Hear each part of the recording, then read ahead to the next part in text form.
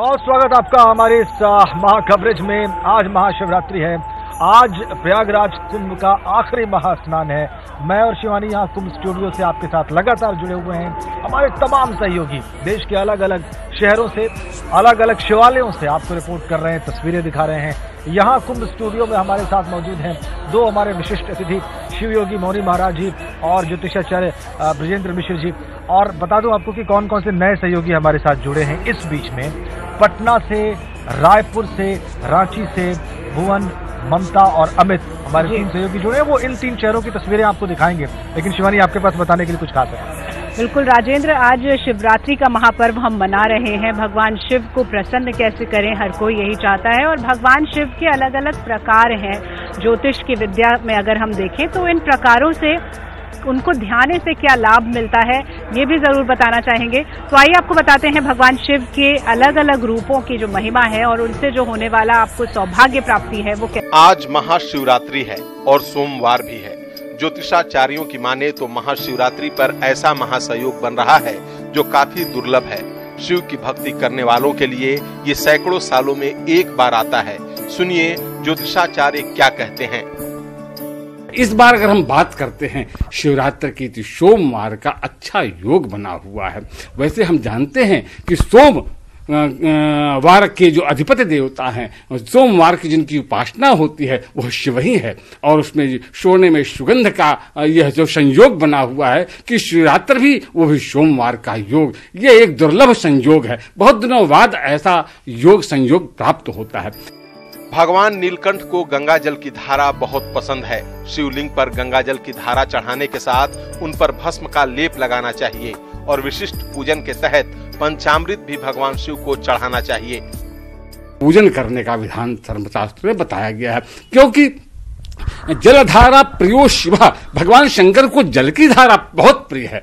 क्यों? क्योंकि हलाहल पान किया था भगवान शंकर ने। इसलिए आज के दिन चतुर्याम यानी कि रात्र में प्रथम याम, द्वितीय याम, तृतीय याम, चतुर्याम जल की धारा चढ़ाना चाहिए, भस्म। और अगर विशिष्ट पूजन करना चाहें हम लोग तो कहते हैं पंचामृत। 5 चीजें धरा पर अमृत हैं। गाय का दूध, गाय का घी, शहद और घृत और शर्करा और मधु, ये 5 चीजें पृथक पृथक भगवान शंकर को स्नान कराएं और जल की धारा चढ़ाएं। उसके बाद भस्म लगाएं बाबा को। शिवलिंग पर महाशिवरात्रि के दिन विलोप पत्र जरूर चढ़ाना चाहिए, क्योंकि विलोप पत्र चढ़ाने से विशेष फल की प्राप्ति होती है। और शिव और शिवा के मिलन की रात्रि शिवरात्रि है, इसलिए बिल्व पत्र अवश्य चढ़ाएं। बिल्व पत्र से बताते हैं जो कन्यादान करने का फल प्राप्त होता है वह बिल्व पत्र चढ़ाने से प्राप्त होता है। शिव और शक्ति का सम्मिलित स्वरूप हमारी संस्कृति के विभिन्न आयामों का प्रदर्शक है। शिव औघड़दानी हैं और दूसरों पर सहज कृपा करना उनका सहज स्वभाव है। ऊपर से यदि भक्त महाशिवरात्रि के दिन उनकी आराधना करते हैं तो देवों के देव महादेव उन पर विशेष कृपा बरसाते हैं। न्यूज़ 18 के लिए वाराणसी से नीतीश पांडे की रिपोर्ट। तो स्नान, ध्यान और दान से कृपा प्राप्ति हो सकती है, होती है, ये अभी आपने देखा। लेकिन हमारे साथ तो हमारे विशिष्ट अतिथि शिवयोगी मौनी महाराज जी यहाँ स्टूडियो में मौजूद हैं। और अभी वो थोड़ी देर पहले बता रहे थे कि आज महाशिवरात्रि के दिन ही उन्होंने हलाहल पान किया था। और आज ही के दिन भगवान शिव की आराधना करने के साथ साथ अगर आप सूर्य को अर्घ्य देते हैं तो वो और पुण्य जो है बढ़ जाता है। तो उनसे जानते हैं कि सूर्य का अर्घ्य जो है वो आज के दिन वैसे तो महत्वपूर्ण होता है, लेकिन आज के दिन इतना महत्वपूर्ण क्यों हो जाता है? प्रातस्मरामि खल तत्सवितुर्वरेण्यं रूपामि खल तत्सवितुर्वरेण्यं रूपम हि मंडल मृचोति तनूर्यजोंसि शामान यस्य किरणः प्रभवाति हेतुम ब्रह्माहरात्म कमलक्षमचिंत रूपम। भगवान सूर्य को अर्घ्य देने वाले लोगों को यह जानकारी होनी चाहिए कि अगर आप सूर्य से विशेष कृपा प्राप्त करना चाहते हैं तो आप 3 अर्घ्य दें। 1 अर्घ्य देने वाला व्यक्ति आरोग्यता प्राप्त करता है, 2 आरोग्य देने वाला व्यक्ति आयु और आरोग्यता दोनों प्राप्त करता है, और 3 अर्घ्य देने वाला व्यक्ति विजय, आरोग्यता और श्री प्राप्त करता है। इसलिए लेकिन सूर्य को जब अर्घ्य देना हो तो आप ध्यान रखें, लोग जो प्रायः खड़े होकर के सीधे अर्घ्य देते हैं, ऐसे अर्घ्य देने से व्यक्ति की आयु क्षीण होती है। इसलिए अर्घ्य देने के लिए शरीर को आधे से ज्यादा झुक जाना चाहिए प्रणाम की, क्योंकि आपका शीश सूर्य के किरणों की ओर चली जाए, क्योंकि भानु पीठ सेई उर आगी, स्वामी सर्व भाव चल त्यागी। सूर्य को सदैव पीठ की ओर से देखना चाहिए, इसलिए आप जब शीश को झुका देंगे तो सूर्य की सारी किरणें आपकी मेरुदंड को स्पर्श करेंगी। जब मेरुदंड को स्पर्श करेंगी तो आपके जीवन में आरोग्यता के साथ साथ ऐश्वर्य की भी वृद्धि होने लगेगी। इसलिए जब सूर्य को अर्घ देना हो उसमें आप निम्न चीजों का प्रयोग कर सकते हो, अवश्य करें।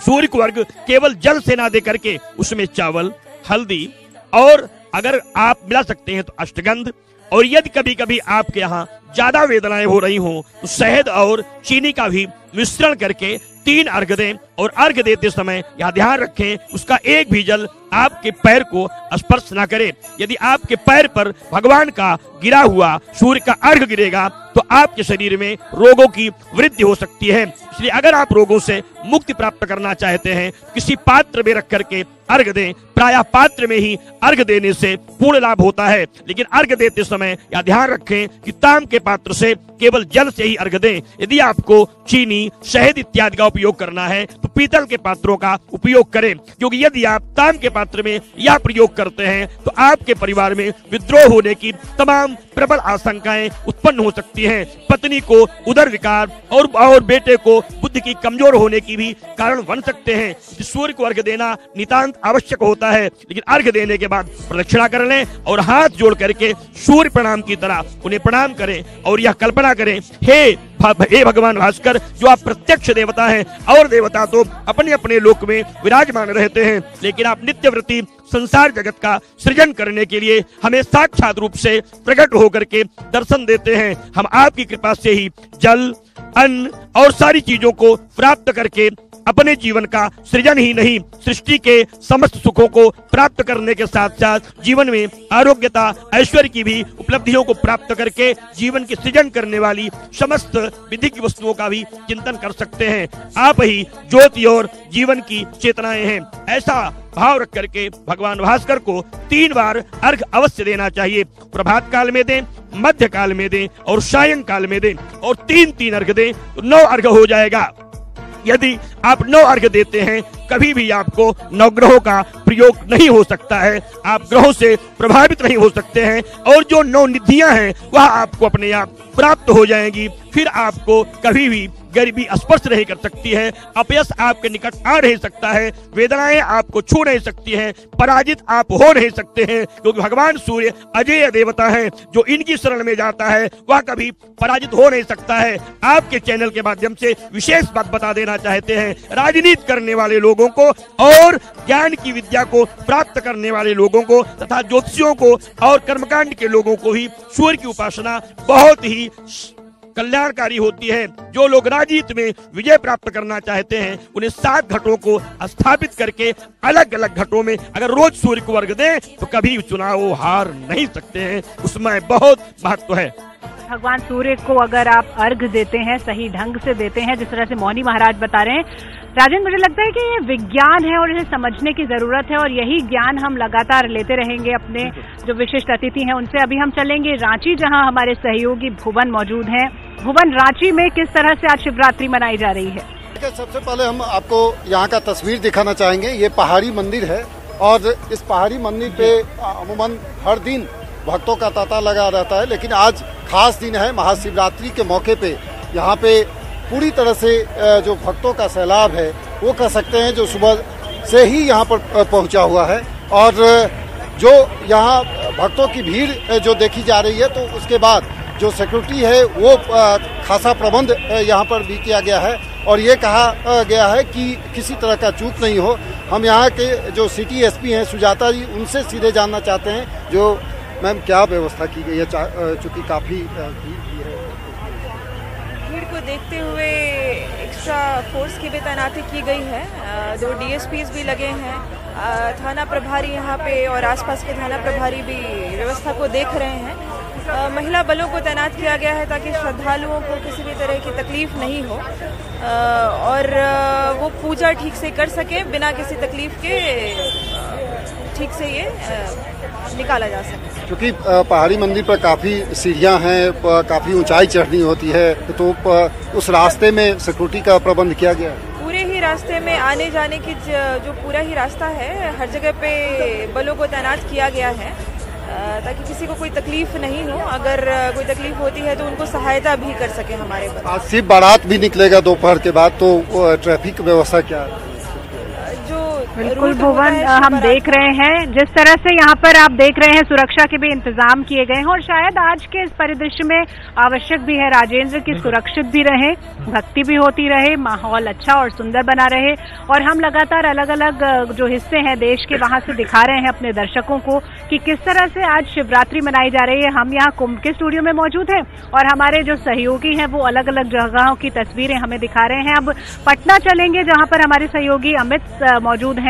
अमित कुमार सिंह, पटना में आप किस तरह से देख पा रहे हैं आज शिवरात्रि का उत्साह?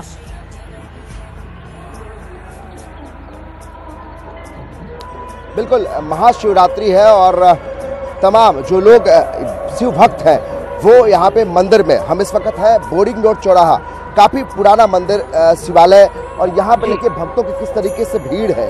और ये भीड़ उमड़ी इसलिए है क्योंकि आज जो शिव के आराधना करने वाले यानी आज मनोकामना पूरी होती है। हम ये तस्वीरें लगातार दिखाते रहेंगे अपने दर्शकों को, लेकिन साथ में जो पुजारी है, पंडित है यहाँ के मंदिर के, हम उनसे जानते रहेंगे कि ये बताइए कि आज महाशिवरात्रि के दिन जिस तरीके से लोगों की भीड़ उमड़ी है, क्या अमूमन ऐसी दृश्य होता है या कि आज के दिन कुछ ज्यादा विशेष होता है? आज के दिन बहुत ज्यादा विशेष होता है इसलिए कि भगवान का शंकर का विवाह का दिन है और इस समय आज के दिन बहुत मनोकामना पूर्ण होती है सबको, खास करके कुमारी अवस्था में महिलाओं के लिए बहुत लाभदायक यह महाशिवरात्रि पर्व होता है। हर मनोकामना को पूर्ण होती है। शिवरात्रि के दिन हर लोग भगवान शंकर को कोई दूध से, कोई दही से, कोई गंगा जल से स्नान कराते हैं। और कुंवारी कन्याएं ज्यादा इसमें दिखाई दे रही है तस्वीरों में, ये जो मंदिर में आई है। क्या अच्छे वर की तलाश होती है कि अच्छा वर मिले? आज चाहती है कि इसे अपना से मनोवाल शंकर की तरह हमें वर मिले। इसी जरा पार्वती जो तपस्या की थी, इसी तपस्या का फल शंकर जी को मिला था। इसीलिए खास करके कुमारी लोग शंकर की पूजा करती है ताकि हमें वन अनुकूल, अपनी इच्छा के अनुकूल वर प्राप्त हो। सावन से अलग आज महाशिवरात्रि का क्या कुछ महत्व है? अलग शंकर भगवान का पिरो दिया है आज शिवरात्रि की इस आस्था ने पूरे देश को, चाहे पटना हो, रांची हो या फिर प्रयागराज हो, काशी हो, तो पूरा देश आज बम बम बोले भोले कर रहा है और भगवान को ध्या रहा है। हर हर महादेव के जय घोष हर तरफ से हमारे पास पहुंच रहे हैं और यही जो शक्ति है आस्था की, विश्वास की, ये संगम उसी आस्था, विश्वास और संस्कृति का है। हमारे साथ रायपुर से ममता भी जुड़ी हुई है। राजेंद्र, बिल्कुल बिल्कुल बिल्कुल ममता के पास चलेंगे और उनसे जानेंगे कि रायपुर के शिव मंदिरों में, शिवालयों में आज कैसा दृश्य वो देख रही है, कैसा माहौल है और किस तरह से उत्सव मनाया जा रहा है। बताइए ममता।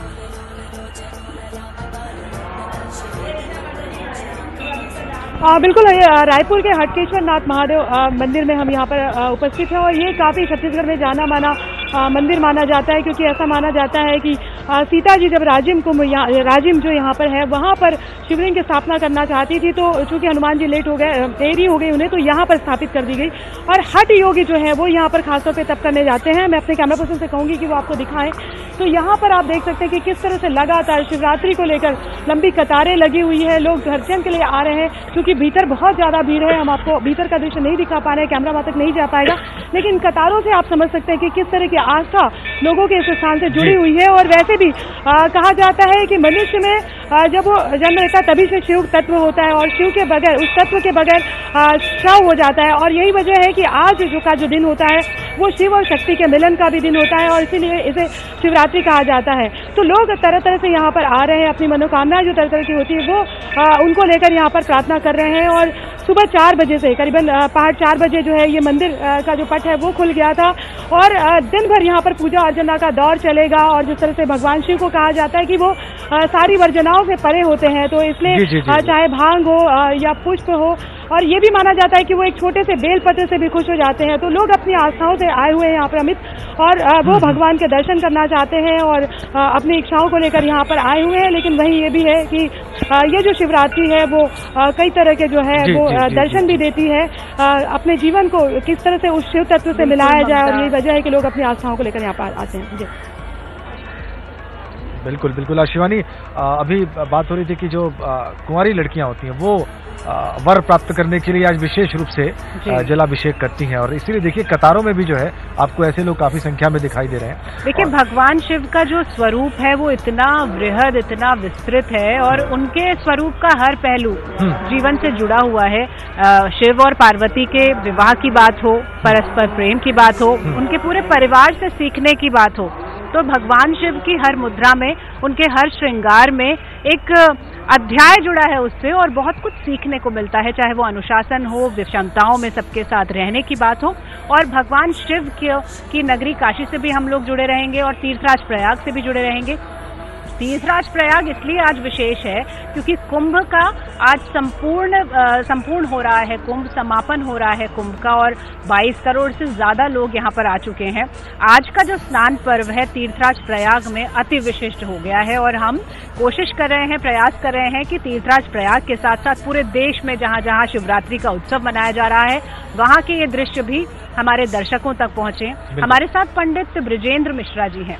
पंडित जी, आपसे ये जानना चाहेंगे, आज तीर्थराज प्रयाग की बात कर रहे हैं, आप हमें बता रहे थे कि अक्षय वट उसे माना जाता है भगवान शिव का स्वरूप है, क्या महात्म्य है उसका, और उसके दर्शन से क्या लाभ मिलता है आज शिवरात्रि के दिन?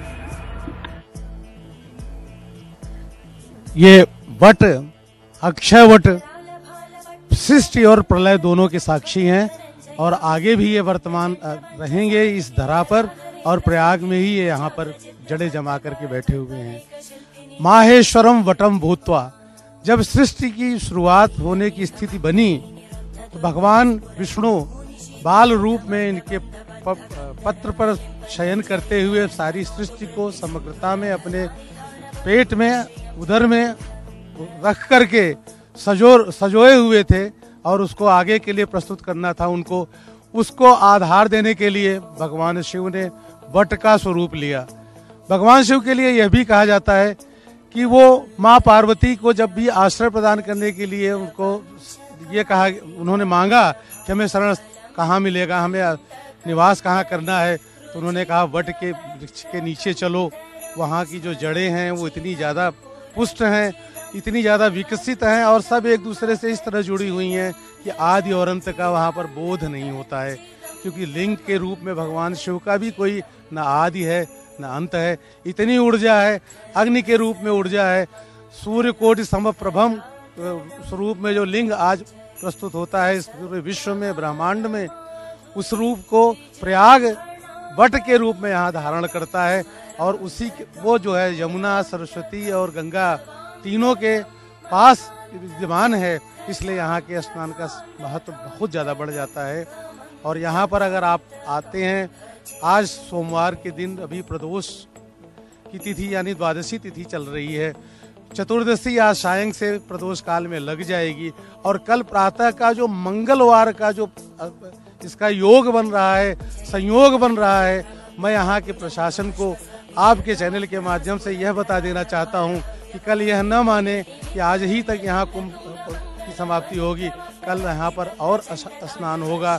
मंगलवासरीय जो चतुर्दशी का जो अभी सवेरे प्रातः आगाज होगा, स्नान तिथियों की संख्या यहाँ बहुत बढ़ जाएगी, क्योंकि मंगल से जुड़ी हुई शिवरात्रि बहुत ज़्यादा योगकारी होती है, लाभकारी होती है।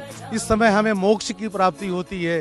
कहा गया है कि अगर हम 14 वर्ष तक महाशिवरात्रि का व्रत करके भगवान शिव का विधिवत पूजन करते हैं तो हम माँ का दूध नहीं पीते हैं, यानी हम मोक्ष की प्राप्ति करते हैं।